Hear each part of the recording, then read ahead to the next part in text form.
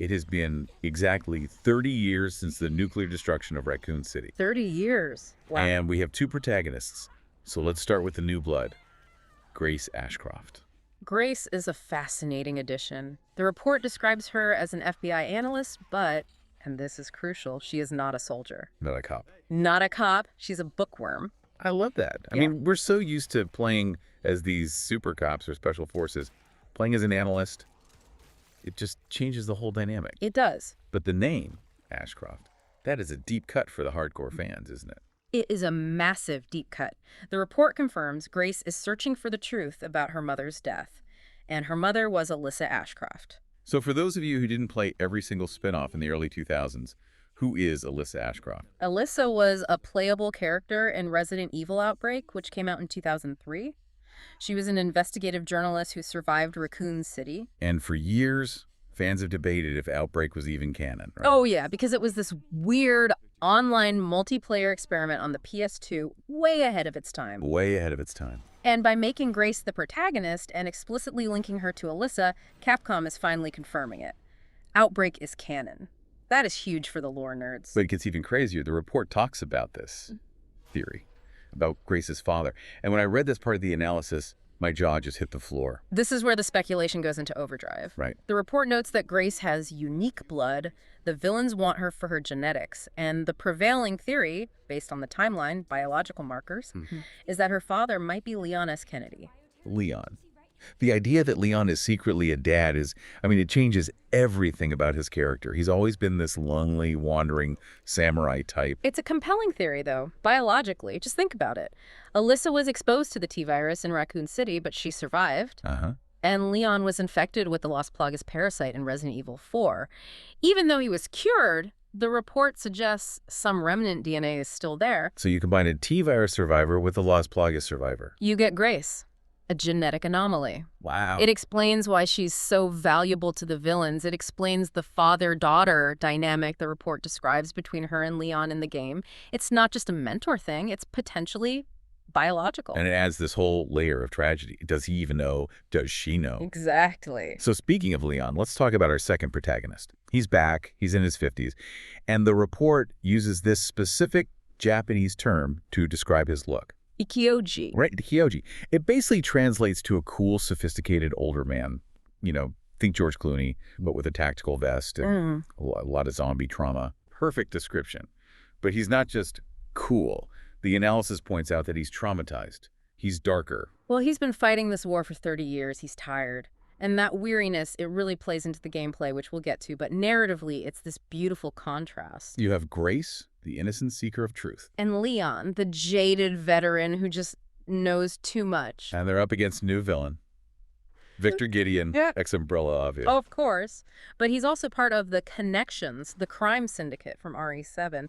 So again, they're tying the new games back to the old lore. But the central mystery is something called Project Elpis. Elpis, which is Greek. For hope, right. Yeah, in Greek mythology, Elpis was the spirit of hope. It was the only thing left in Pandora's box after all the evils got out. That sounds positive. You'd think. But in Resident Evil, nothing is ever just positive. The report raises the question, is Elpis a virus?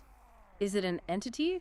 Or is it a weaponized cure? A weaponized cure. There's this one note in the analysis that says the sterilization strategy of Raccoon City, the nuke, was partly done to contain Elpis. So they nuked a city to stop hope from getting out. That is dark. It suggests that in this world, hope might be the most dangerous thing of all. Okay, let's shift gears to how this actually plays, because this dual protagonist system sounds like it's going to give people whiplash. Right. The report said you can switch between first person and third person at any time, which is just tech wizardry. But the gameplay styles for Grace and Leon are like different genres. It's a brilliant way to solve the franchise's identity crisis. When you play as Grace, the game is pure horror. The analysis emphasizes she is weak.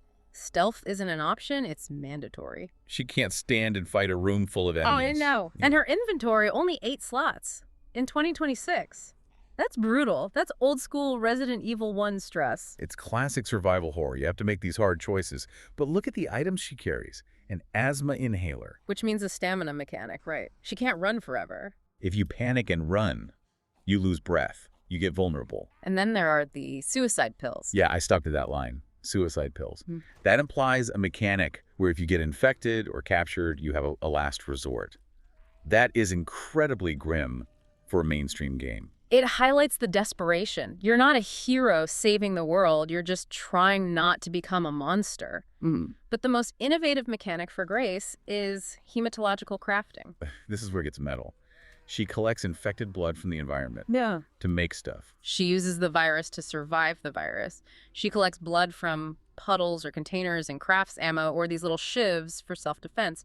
It's this gruesome, desperate cycle. That sounds incredibly tense. And then you switch to Leon, and suddenly you're in an action movie. Total contrast. Leon is all about firepower in Melee. The parry system from the RD4 remake is back, so he's deflecting chainsaws with knives. He's doing roundhouse kicks. His sections are just linear, explosive, cinematic set pieces. Exactly. So you get scared out of your mind with Grace, and then you get to blow off steam with Leon. It's a rhythm. It's catharsis. They build the tension with one character and release it with the other. It keeps you from burning out on the stress, but it also stops the game from being just a mindless shooter. But they need things to fight. And the bestiary section of this report, I don't know if I'm ready for these intelligent zombies. Yeah, these are not the shambling dead from 1998. The report describes them with glowing green eyes, leaking black fluid. But the scary part is the intelligence. They can speak. They can speak. They organize. They use weapons. A zombie with a gun is bad. A zombie that can coordinate a flank with other zombies? That's a nightmare. And then you have the specialized enemies. There are stalkers, plural, not just one Mr. X, but multiple entities patrolling different zones. And then Victor Gideon himself. The phasing thing. Right. Gideon can phase through solid objects. Yeah, see, that breaks the one rule of Resident Evil. If I go through a door, I'm supposed to be safe. In a safe room, I'm safe. Not if the villain can walk through the wall. It removes the safety of architecture. It's going to force you to keep moving, to never feel comfortable. And then there's Chunk. Chunk. A massive enemy made of flesh and fat that smashes through barriers. Simple, effective, and very gross. Okay, let's talk tech, because this game is launching everywhere. PS5, Xbox, PC, and then Nintendo Switch 2. And usually when a game like this comes to Switch, it's a cloud version. It's laggy, it's not great, but the report says... That's native. It runs natively on the hardware. That is insane. The Switch 2 is a handheld. How is it running a next-gen RE Engine game natively? The analysis points to DLSS-style reconstruction tech. Essentially, the game renders at a lower resolution to save power, and then AI algorithms upscale it to look crisp and high-def in real time. So it's AI just filling in the blanks. Pretty much. And the RE engine is incredibly scalable. They're hitting 63p's targets on a handheld device by using smart upscaling. It's a massive flex for Capcom's engineering team. And on the other end of the spectrum, you have the PS5 Pro. Native 4K, 63p's, ray tracing. The report mentions micro details like realistic sweat and a volumetric fog. If you have the hardware, this is going to be a visual benchmark for the generation. So the sweat on Leon's brow when he's stressed, you'll see it. You'll see it. It's amazing they're pushing both boundaries, high-end fidelity and portable efficiency at the same time. It's the everywhere launch strategy. They want the install base. They're not leaving anyone behind. Speaking of not leaving anyone behind, let's talk about how they're monetizing our nostalgia. Because the market strategy section of this report is a masterclass in how to separate me from my wallet. It is very, very calculated. They know exactly what fans want. Just look at the deluxe content. Costumes. Yeah. A Lady Dimitrescu costume for Grace. It's pure fan service. Yeah. They know everyone loved Lady D from Village, so they put her dress in the game. And then you have the film noir and apocalypse sets, which is cool. But the one that really gets me is the audio swap DLC. Oh, absolutely. This DLC replaces all modern audio with the original RE2 1998 sound effects and music. That creates such a specific vibe. You're playing a game that looks like 2026, but it sounds like 1998. The menu beeps, the groaned zombie moan. It just hits that nostalgia button so hard. It changes the whole atmosphere of the game to feel like it did when you were a kid. It's brilliant. And then there's the physical merch. Grace Ashcroft in Fortnite, fine, whatever. But the $140 SD card? An Umbrella-branded 512 GB micro SD card. It's expensive, but for a collector, it's a must-have. And they confirmed an amiibo for Grace. It just shows how close Capcom and Nintendo are right now. So bringing it all together, we have a game that is trying to be a survival horror, an action shooter, a sequel, A nostalgia trip and a tech demo all at once. It sounds like it should be a mess, honestly. It really does. It feels like they're trying to do way too much. But the report concludes that it acts as a meta-commentary on the franchise itself. Resident Evil has always been torn between horror and action. And this game just stops pretending and says, We're both. Yeah. Grace is the past, the horror, the vulnerability. Leon is the present, the action, the capability. and the future. Well, the report alludes to rumors of a mercenaries mode with Wesker, which is always fun. But the story implication is the real hook. If Elpis Hope is what the villains are trying to release. It goes back to that disturbing question. Right. In a world defined by viruses and monsters, is hope actually a danger? Is hope just a delusion that gets you killed?